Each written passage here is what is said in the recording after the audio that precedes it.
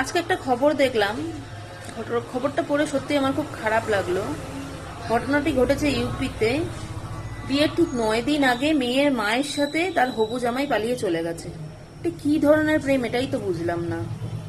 এইসব মানুষগুলোর জন্য না সমাজের কিছু ভালো ছেলে মেয়েদের নাম খারাপ হচ্ছে। তাদের সবাই খারাপ চোখে দেখছে, হয়তো ওরা খারাপ হতে পারে, কিন্তু একবার ভেবে দেখেছেন সমাজটা কত নোংরা করছে এইসব মানুষগুলো?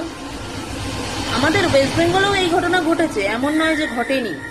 এমনও ঘটেছে যে হয়তো প্রেমের সম্পর্ক নেই, কিন্তু শাশুড়ি জামাইয়ের এতই ভালো সম্পর্ক যার জন্য ছেলের ঘর ভেঙে যাচ্ছে। সত্যি এগুলো বলার কিছু নেই। এগুলোতে সরকার বা আইন কিছুই করতে পারবে না, কিন্তু মানুষের সামান্য ন্যূনতম বোধ বা বুদ্ধি বলে কিছুই নেই। সব চলে গেছে, সমস্ত চলে জলে দিয়ে দিয়েছে, ত্যাগ করে দিয়েছে সমস্ত কিছু।